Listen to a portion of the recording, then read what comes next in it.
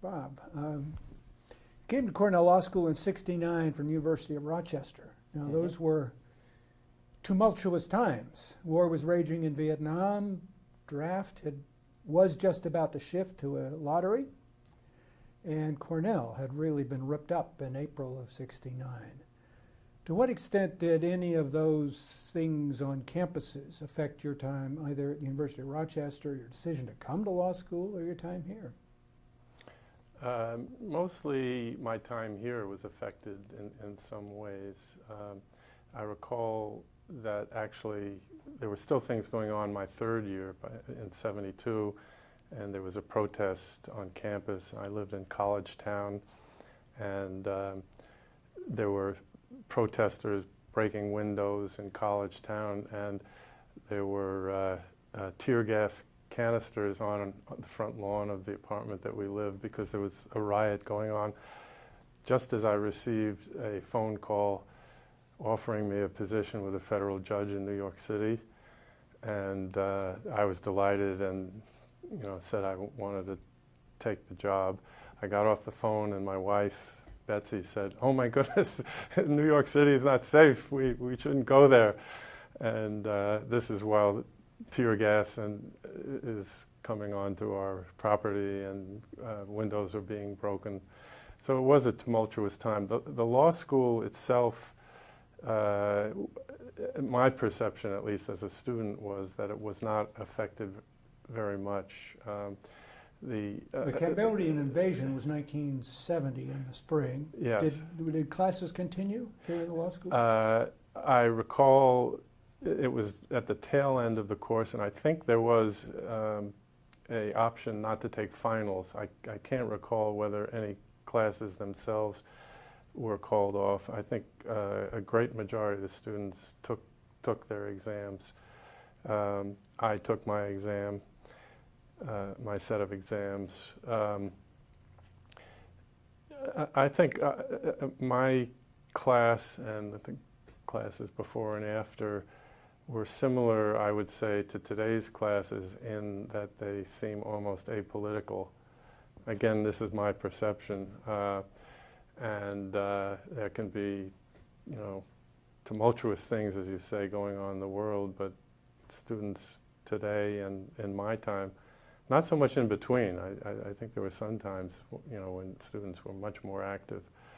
But in those two periods, I think students were very much focused on getting their legal education, and there weren't too many, I believe, from the law school that were doing any protesting. Had you intended as an undergraduate to go on to law, or was that a rather late decision? My father was a lawyer and a law professor, and so the idea was always floating around, but I wasn't sure. My father really leaned on my older brother to go to law school, so of course he didn't. My father sort of left me alone, and I applied to history grad school and to law school. I was much less careful about decisions I made in those days, I would say, and it just seemed like, hey, I'll go to law school if that works out. So it wasn't. But my father really didn't tell me what law school would be like or much about it. I think because he had learned from my older brother to leave us alone, and so that's pretty much how I ended up in law school. And you were married while you were in law school? I got married a week before law school started, and there was a dinner to greet all the new students, and I had my watch had a date on it, and someone asked, "How long have you been married?" And I looked at my watch, so they thought, it was 10 minutes ago. yeah, I got married right before law school, and I credit that as being a hugely beneficial move for me in terms of how I was able to do in law school. Very stabilizing influence, and I enjoyed very much the 3 years at law school, and we had, I guess there were 4 or 5 married couples, and we all spent a lot of time together, and it was a good experience. In your reflections on the economics of attending law school, tuition was $1,500. Yeah. Total cost for a single student was $4,000 estimated, room Right. and board and everything. Right. Yeah.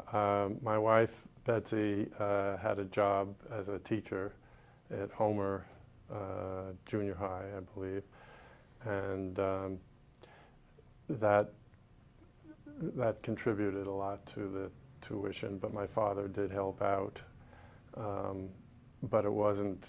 There weren't. At least we didn't have financial concerns, even though we really didn't have much money beyond Betsy's salary. We went, after our first year of law school, we went to Europe, and we had the book Europe on $5 a day, which we used religiously, and we had many meals in very inexpensive restaurants as well. But even that was fun too. In later years, you wrote an article about the best law school course. Was contract your best law school course as you experienced it? You either had Ober or McNeil. I don't. Yeah, I had Walter Ober, and he was a very popular Socratic teacher, and I would say most of my classmates would have said that his course was the most interesting and most fun to go to, and I would agree with that. And it's kind of ironic because he was a very, I would say, almost severe Socratic teacher, and in fact, the first time I raised my hand to contribute, he turned around, leaned against the backboard, and pretended to cry at my answer. And so, actually, I found that very challenging. It made me work hard in that course, and I ended up hopefully not making him cry on my final exam. But it did, in some ways, create in my mind the value of Socratic teaching, where you have to put student had to put everything together himself or herself, although there were only 5 women, I believe, in my class. And so to this day, I try to do Socratic teaching, but Walter, his approach would clearly not work today, I don't believe. Could you say more about that? Well, I know, I even have empirical evidence. He as you probably know, went to Columbia Law School soon after I graduated, I believe, and his method caused uproar among the Columbia Law School students, and was quite an unhappy experience for him, as I understand it. Did you encounter Bob Summers as a teacher? Or, later you had a long and close working relationship with Professor Summers. Yes. Did that begin while you were a student?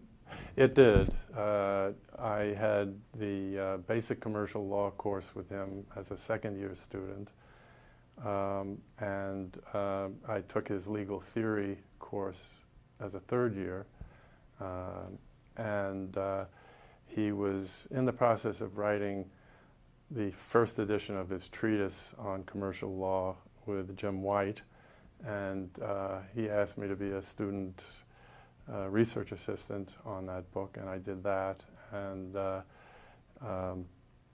after law school, we kept in touch.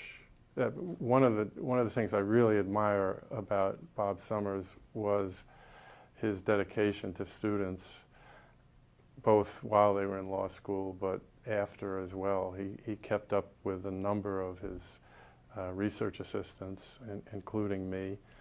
And as I told him many times, he and his wife Dorothy were the only people, I think, who visited Betsy and me in every place that we lived, starting with coming to our place on Dryden Road while I was a student, in New York City when I was in law practice, in Iowa, and then here in my two houses.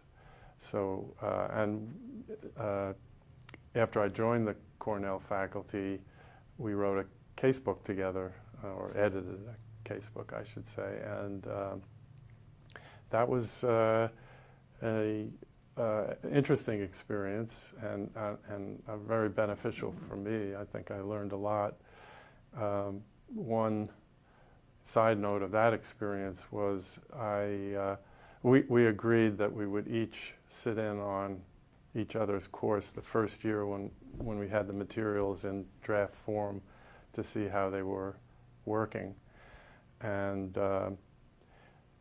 in my class, which was a small section, so it was about 35 or 40 students, Bob sat in the back and wrote so furiously everything that went on that he sort of unnerved the students in the class. They kept looking back, and it took a long time for the students to settle down. But that was the elephant in the room, or whatever. Yeah. But that was Bob. He worked so hard on all his projects, and so yeah. And Bob was. We got along very well in that project. We had a few disagreements, but he was always very willing to chat about them, and we were definitely equal co-authors. Am I right that you did some innovative things in preparing that casebook too, in terms of getting the papers, documents that underlie, were around the origin of the litigation? Yes. I would say our most important innovations were, first, we had an introductory chapter where we traced a contract dispute from the agreement stage and the lawyer negotiating stage right through to contract breakdown between the people, litigation, showing all the various documents that are involved in a litigation, motions to dismiss and all of that, and then the decision of the Wisconsin Supreme Court. It was a Wisconsin case, and we had lawyer letters, and it really was... So it wasn't a made-up case, it was a real case. It was a real case. You had all this information. Yes. I have to say we added a few of our own documents and try to make that clear by the names that we used, but there were a few things that we weren't able to get our hands on, so we did that. And the other innovation is the one that you were referring to. A lot of our cases, we wrote to the lawyers who litigated them and asked for basically the record. It was much more difficult, I think, at that time to get that information than it would be today, with the internet, of course. And a lot of lawyers really came through for us, and I think we have a lot of enriching materials that help the student understand the whole legal system. Well, sort of stepping back again to when you were a law student, when you were sitting in Myron Taylor Hall, did it ever enter your head that you might come back someday as a teacher? Not at the time so much, although at a first year party where a lot of beer was being served, people were going around the room saying what they thought they would be in 10 years or 20 years. And so I, trying to have a sense of humor, said, I'm going to be a professor at Cornell Law School, having no thought that that would really work out. But the funny thing now is that when my 5-year reunions occur, some of my classmates come up to me and say, hey Bob, you knew what you wanted to do right from the beginning, and you know, I'm so proud of you for seeing it through and accomplishing what you wanted. And I always reveal that I had no inkling that, you know, that would happen. Yeah, it does mean there was a germ there in your head. I mean, then you clerked and you went to Debevoise, did you go to Debevoise thinking that you probably wouldn't stay in the practice but would go into teaching? Yes, by that time, and I think it was true at the time that the normal route or a good route into law teaching was law school, clerking, practice, and then applying to law schools. And so by that time, I think I clerked for 2 judges, and by the time I was getting near the end of the second judge, I thought a lot about law school and thought it would be good to go into law practice for a while. And fortunately, I had a lot of I was in the litigation department of the Debevoise firm. I had a lot of small cases, but I had one large that lasted the whole time I was there, and it was a really interesting contracts dispute that had almost every issue that I try to teach now involved in it. And so that was a really good educational experience for me, being in law practice for a while. And going into teaching you, that path led you to University of Iowa. Did you participate in the ALS Recruitment, or then it was part of the annual meeting, wasn't it? Was it a separate conference or a recruitment conference, or was it part of the annual meeting? I believe it was part of the annual meeting, but I did not take part in it. My co-clerk, when we were clerking for Judge McLean in the Southern District, was from Iowa. He had a friend in law practice in Iowa. The friend had a friend on the Iowa law faculty. And Tom Lenhart, my co-clerk, knew that I had talked about some interest, and he told me about the fact that Iowa was had an opening and was looking for someone through that grapevine. And so I wrote a letter to someone on the faculty that was recommended to me, and they had us, Betsy and me, out for an interview, and they made me an offer. So I was very fortunate at the time. I didn't realize it at the time. That's the funny part. In fact, I think my interviews went very well because I didn't feel any stress, because I, number one, didn't know that Iowa was a good law school. I'd never been to Iowa. I wasn't even sure that I would take that job. It was, you know, going to be a big change, and we just had a baby. So I was very relaxed, and it's probably my best performance for that reason. And at that point, did you say, I'm a contract teacher, or are you a contract teacher because they said, we need somebody in contract? Yeah, they pretty much gave me my choice of what I wanted to teach, and because I had that litigation, and in fact, I recall that the job talk I gave at Iowa was based on this large case that I was talking about. So if they were going to be willing to have me teach contracts, that's what I wanted to do. Early on, I taught a lot of other things too. I always taught contracts, but I taught in the legal clinic. I taught property for them.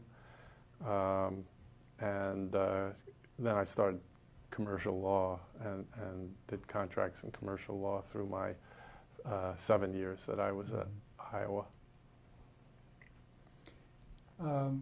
While you were there, Bill Heinz became dean, I guess. Yes. He wasn't dean when you were hired. Longest serving dean, I think, in U.S. law school history. Any thoughts about Bill Heinz? Yes. When I got there, Larry Blades was the dean, and I put my foot in my mouth in a very early faculty meeting because I didn't know that everybody on the faculty was very disgruntled with Larry as dean. And there was a discussion where my contribution was what a great dean Larry Blades is. So I had to overcome that with the rest of the faculty. But and to this day, I think Larry was excellent, and so I think he, undeservedly might have been pushed out of that position. But at any rate, we ended up with a great dean in Bill Heinz, who I think had a ability to, how should I say this, not always take the position that the rest of the faculty agreed with, or occasionally he would say things that were a little surprising. But all in all, very popular dean, and I might add a great tennis and basketball player. In fact, every lunchtime, well, 3 days a week, Monday, Wednesday, and Friday, Bill and I and a couple of other faculty would go over to the gym and play basketball. And when we were recruiting new faculty, Bill always asked them if they knew how to play basketball? and wanted to come to the game. And some of them did, actually. But And those who didn't? yeah. It wasn't a test. Well, some of us suspected it could have been part of the recipe for getting an offer, but yeah. So and I left. He remained dean for many years after that, and so I'm not sure how things went after, but for my 6 years after the 1 year with Larry Blades, he was a very popular dean. David Vernon was a dean at Iowa Law School before Larry Blades, and Bill was under David, and a lot of the things that David supported or initiated, Bill was very strong in support of, such as the small section program that they had there, which was a little bit more to it than, for example, Cornell Law School, because the small section instructor would not only do the substantive course and there'd be an exam, but there would be paper writing and a lot of feedback on the work of the students before the exam. How large were those sections? They were 25 or something? About 25, yes. And those were your learning years as a teacher. Those were good Yeah. years? Oh yeah. I had a very good experience at Iowa. I don't know if you've ever been there, but it's the classic university town environment. University and university town, I should say, and that suits me and Betsy as well. So while we were delighted to come back to Ithaca, thanks in part to you, it was hard to leave Iowa and Iowa City. So you came back to the school from which you had graduated roughly 10 years after you had graduated. Did you find a different institution? In what ways had it changed? Yeah. Before I get to that, Yeah. I would say along those lines, was it a different Ithaca? And the answer to that is absolutely not. I still chuckle today at the fact that when we left in August of 1972, when I graduated, the issues in town were what to do with the Strand Theater and what to do with the Octopus, where all the roads came together. And we got back here, as a visiting professor in August of 1982. The issues on the table were what to do with the Strand Theater and what to do with the Octopus. And so, and it was way before, as you know, all the development of the national chains hadn't come in. So, and none of the development that we see in College Town had started yet. So it was really like coming back to our home away from home in 1982. With respect to the school, yeah, I think it was larger, but not dramatically larger, if I recall. I think there were about 150 students when I was a student here in the law school in each class, and I think it was only up to about, you'd know better than me, but my perception was about 170 at that time. Still a very small LLM class. More women students at the beginning when I got back, but not dramatically until several years later did the enrollment increase for women students. The additions neither of the additions had been added onto the school yet. So things were not too dramatically different. A lot of my teachers were still here, and I was very appreciative. They didn't treat me like a student anymore, but treated me like a colleague, and I felt very comfortable with them very quickly. And did your work with Bob Summers change at that? I mean, did you forge more collaborations or deeper ones than you had when you were at Iowa? Or? Oh yes, as I mentioned before, we started the casebook in 1985, and I came in 1982, and we were talking about it before we actually got started. Pretty much right from the beginning, we were thinking about it. And as I recall, in 1984, our plan was to use different casebooks in contracts than we had been using before, so that each of us had the experience of teaching out of 2 or 3 different books, again, to try to get a feel for what other casebooks were like. So yeah, that happened quite soon. And then other collaborations include the Nature, Functions, and Limits materials, yes, and ultimately the treatise that you had worked on as a research assistant.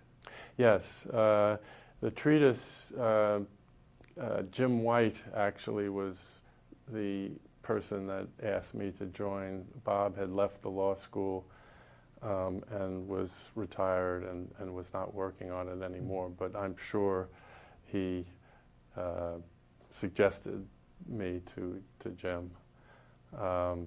And so that particular project, I didn't have that much overlap with Bob.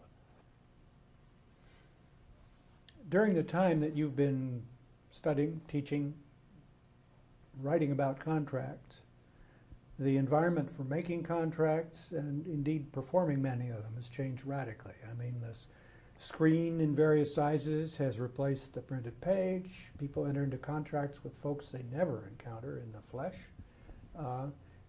Boundary between goods and services has blurred. Host of changes. I want to reflect on how that has shaped the work that you've done and the way you've worked on those issues. Sure.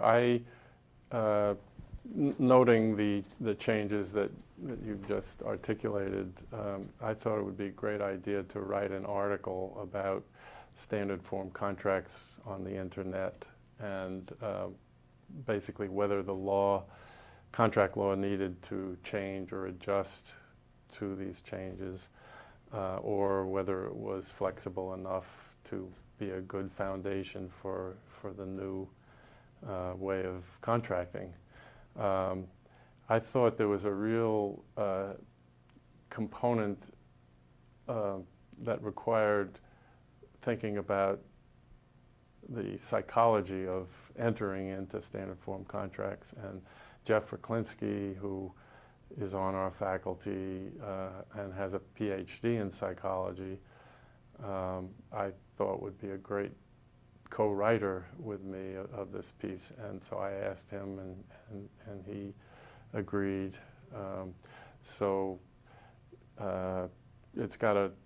We wrote the article, it's published in the NYU Law Review, and it's got a comparison of what it was like in the old days with paper standard forms when you went up to a rental car company, for example, and had a standard form pushed in front of your face and you were told to sign here, here, and there, which was a real problem, of course, of standard forms in the paper world. And we analyzed that and compared it to standard form contracting on the internet, in which there isn't a person behind the desk, so you have more time to think about what you're entering into, which is a plus, or more protective of consumers than paper standard forms. But on the other hand, there are several new problems. One, for example, is the ability of the drafters of these standard forms to hide terms even better than they can hide them in the paper world, requiring flipping through lots of screens to reach the terms, for example. The law is trying to correct some of these problems. We talked about the psychological the changes for people's decision making, I should say, in the two worlds, and various other factors, and we concluded. Sometimes I'm accused of saying it depends too much, but we concluded that there were many new problems introduced in the electronic world, but there were also new protections, and so they sort of balance each other out. And then we analyzed contract law and thought that it was flexible enough to deal with these new problems. And that article led to, I think, American Law Institute asking me to draft software contract Had you been principles. involved with the UCETA project at all? No. No. I should say the Uniform Commercial Codes proposed article. Yes. Yeah. That's a long, complex history of that project, but the American Law Institute withdrew from working with the national commissioners on that project, and that's why they wanted to do their own project, and that's why they asked me to work on that. And I worked with a really good, we're called reporters. So my co-reporter that I wanted someone that really knew the intellectual property world better than me. So I wanted to have someone, and we asked Maureen. Because in this area you're bumping into copyright and patent. Exactly. Right and left. Exactly. So we asked Maureen O'Rourke, who's the dean of Boston University Law School, to join the project, and she did. She was invaluable for the reasons that you say, that there's a lot of copyright and patent that comes up. So we did that project. Now, this can't have been a low visibility project, so there are major commercial interests that care about what ended up in your principles. Yes. Did you feel the persuasive argument or other forms of pressure from the likes of Microsoft or others? Absolutely. Interestingly, it took us about 5 years to do this project, and we really were low on the radar the first 3, maybe even 4 years, and so most of the activity of Apple and Microsoft and others came near the end of the project. There's a reporter on the internet who remarked that Maureen and I managed to be the only ones ever to create a unified front by Apple and Microsoft against some of the consumer protections that we put into the project. One, just for example, we have a rule that material defects in the software that the vendor is aware of, they have to disclose. In other words, they don't. There's a non-waivable warranty there. Exactly, yeah, and that Microsoft and Apple thought that was the worst. that would destroy their companies, they practically said.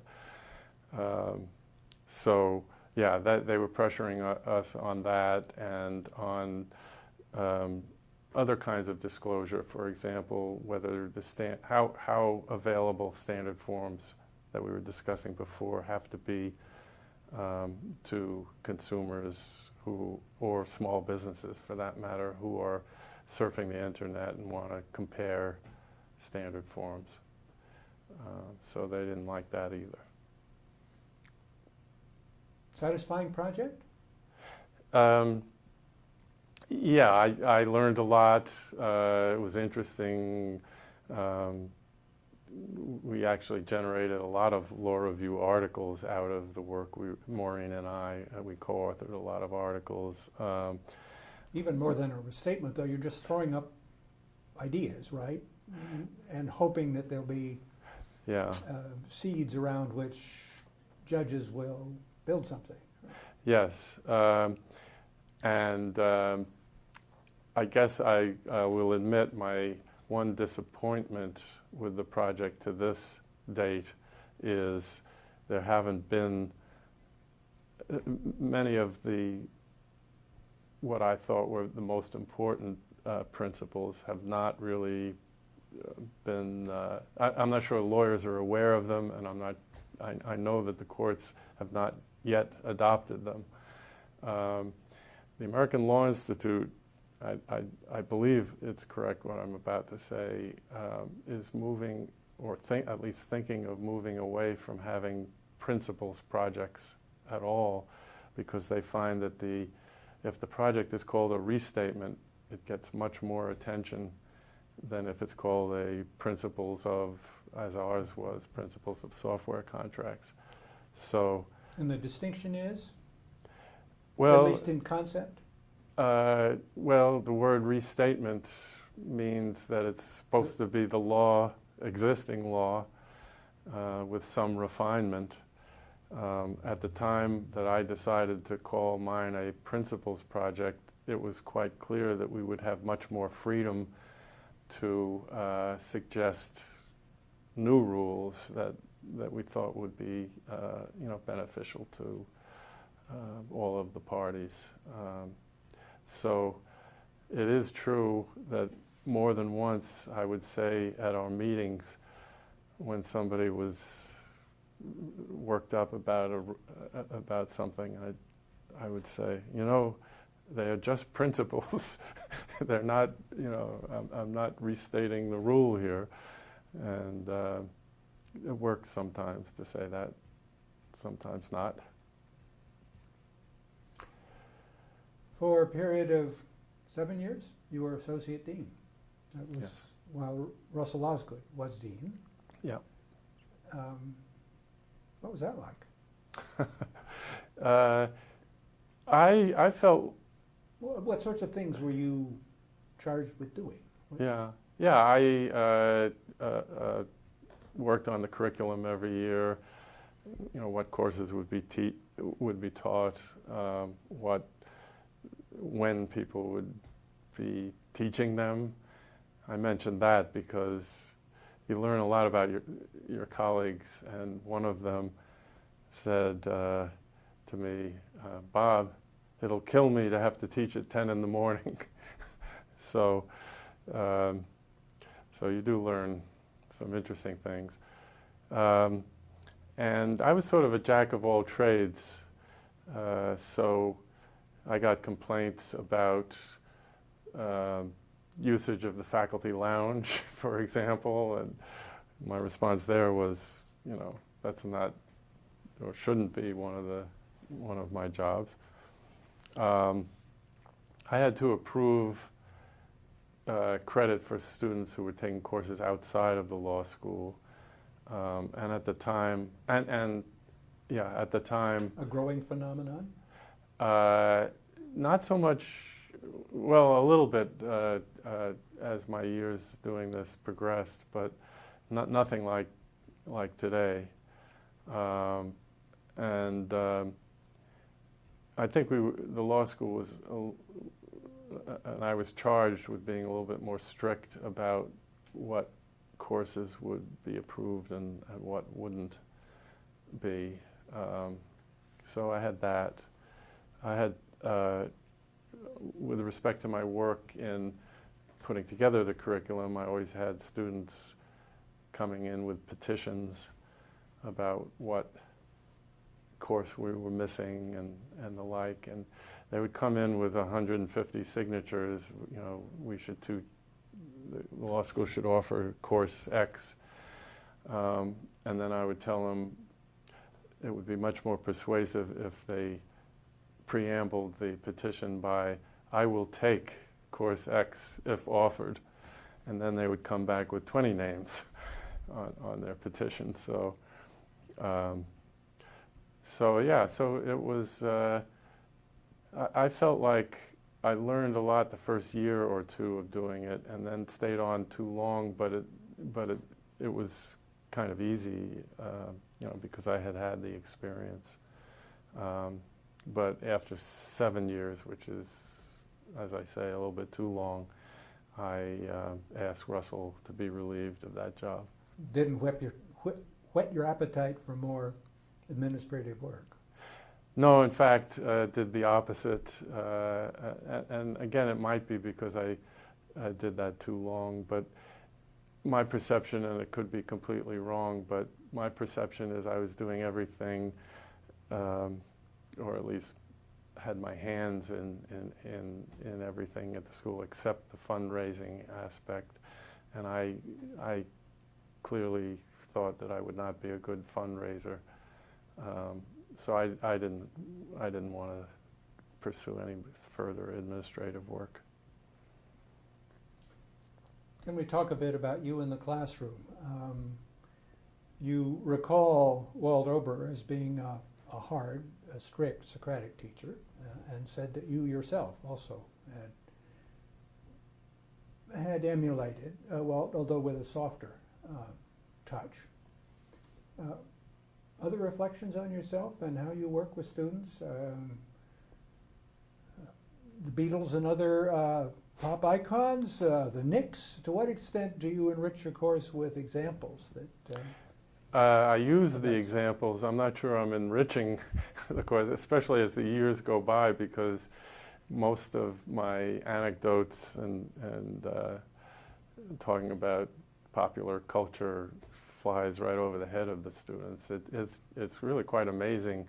And even when I pick out something that is fairly recent. You know, I have to remember that the students even 10, 15 years ago were kids. So I still use, I feel like I want to be Socratic in that I ask questions, and I do demand that they be prepared for class, and I try to get good discussions going. But I also want to have an atmosphere where the students feel comfortable in class, and because I think they're much more willing to contribute. And so, yeah, the old school scare the students, into working hard is not something that I do or could achieve even if I wanted to, because I don't think it's in my nature to yell at the students. Students are all bringing computers into classroom now. Has that changed things in how you teach or the dynamic in the classroom? It hasn't changed the way I teach. Just lately, actually, I've been hearing from others who have decided to ban computers in the classroom, how much better they say the discussions are and how much more alert the students are. And so it's making me think about that issue, but to date I haven't changed my approach, and I haven't perceived a real problem with the students having the computers in the classroom. Now, most of my teaching in the last several years has been first-year courses, and so that might be a reason that some of my colleagues who are teaching upper class courses think that they're better off without allowing the computers. Some of those colleagues use a computer themselves to put stuff up on a screen. Is that you? No. I have used PowerPoint in an undergrad course that I teach from time to time. My perception on PowerPoint is that if you have the talent in preparing the slides and know how to use them in class, that there is a specific talent, and if you don't have that talent, leaning on PowerPoint can be actually a weakness in your teaching. And I felt using PowerPoint that it was handcuffing me a little bit, because you'd have something on the screen and the discussion might be going in another direction, and it's probably my fault, but I would be thinking, uh-oh, my next... Well, it's a linear medium, right. And so if you've gone off in some direction you didn't anticipate, then right. Somehow you've got to get the slide out of there, or... Right, yeah. or worry about Yeah. how you're going to get back to the next slide, and so my experience has led me to think that I might as well finish out my career with the way I'm comfortable, which is without the PowerPoint or much other technology in the classroom. You mentioned the undergraduate course. How differently do you teach it than you teach a law school course? I mean, a course for law students. Right. Not very different. With some irony, I'll say that the undergrad students love the Socratic method. I think maybe because they've had so many lecture courses and they feel like this is their chance to participate and give their opinions on things. And so asking questions and leading a discussion I found to be actually easier with undergrads. Next were first-year students, of course, because they're not that far removed, and then harder still as you teach in the second and third years. So you enjoy teaching the undergraduate. I did, and another real bonus of teaching undergrads is their manner of thinking has not been weighed down by the structure of law school and law school courses yet, and so even when discussing material that was very similar to what I do in law school, I would get comments and questions that I'd never thought of or never would get from a law student. Less predictable in a way. Exactly. What will happen in the classroom? Exactly, yeah. And, you know, sometimes contributing food for thought that, again, that I wasn't necessarily getting from law students. So, yeah, it was enjoyable. And to a degree that's often not true of law school teaching, it can be a collaboration to the teaching of the undergrads. In other words, did you have sole responsibility for the course when you did it, or have you divided it up with? I've done it in all different ways. For quite a number of years, I taught it by myself. Some years with Kevin Claremont. Some years inviting colleagues into the classroom for a class or two on subject matter that they were more an expert than me. So I've done a little bit of everything in that course. So by now you've been here 3 decades or so. 33 years to be exact. Observations about how legal education, how about Cornell Law School has evolved over that course of time? Yeah. Well, clearly... You're still having fun. You're still enjoying being part of this enterprise. I am enjoying it. Everything has gotten bigger. The number of students in the classes are larger, the number of LLMs, number of minority students and women students has increased dramatically over the years. The building keeps getting bigger with two additions. And our faculty, of course, has changed in personnel over the years. The senior people, when I came, I guess Jack Barcelo is still here, and I can't think of he may be the only one left. We've hired Kevin. Yeah, he was not here when I was a student. When you were a student, right? Okay. Yeah. Yeah. So I think we have a really good young faculty, a great new core of people, and the requirements for getting a job here or at any other good law school have changed. I think I mentioned when I was looking at law schools, it was mostly law practice, clerking law practice, and then into teaching. And now PhDs, or at least masters in related subjects, are pretty much a requirement for candidates, and that certainly has enriched what these young people can do. So,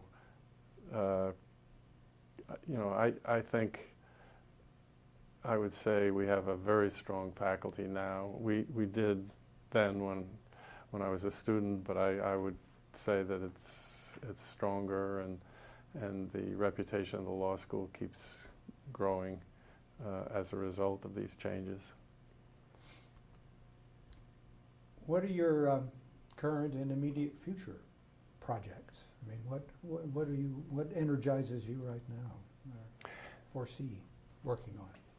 Well, I'm sticking with this commercial law treatise with Jim White. And maintaining that's going to be a huge ongoing responsibility. Yes.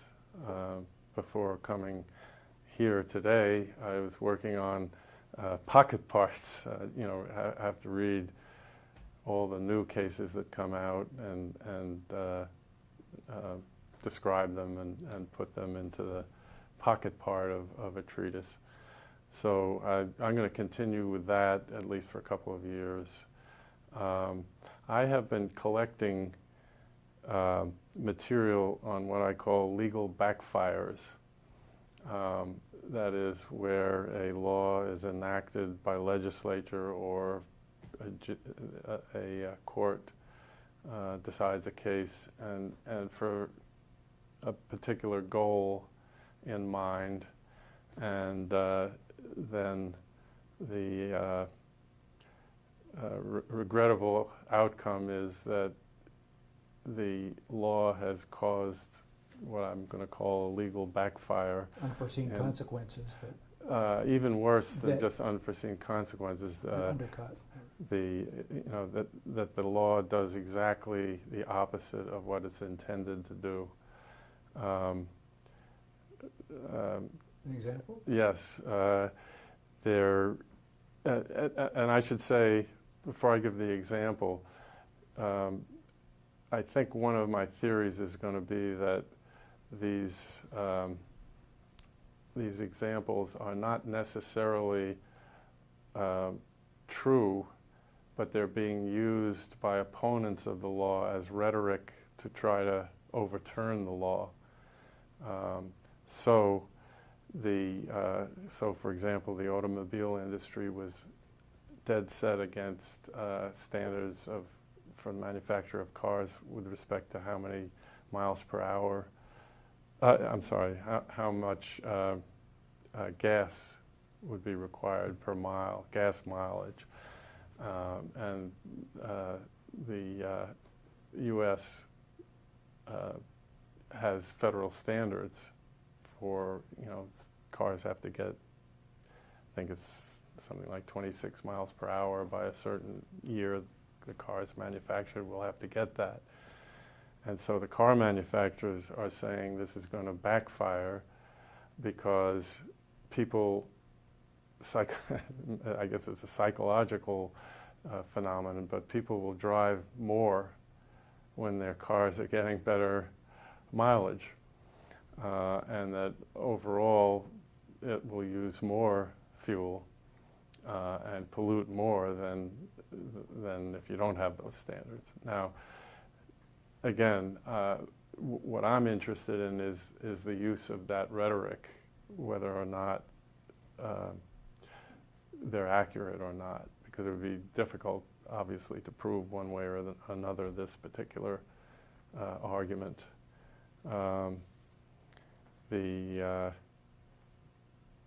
One other example, and again, it's the rhetoric that I'm interested in, but opponents of hate crime laws claim that the laws increase animosity between peoples, and think that it's a way of being more disgruntled when somebody's accused of a hate crime. So that's another. That's a path you want to follow, sort of looking at those. I've been collecting. There's tons of examples, and I'd say for the most part, I think it is just a use of argumentation rather than a clear backfire in most of the instances that I'm investigating. I have run to the end of the questions I'm prompted to ask. Are there any things that you'd like to talk about that we haven't covered in this conversation? No, I think I feel like we've covered a lot of ground, and so I'm satisfied. All right. Well, thank you very, very much. Thank you.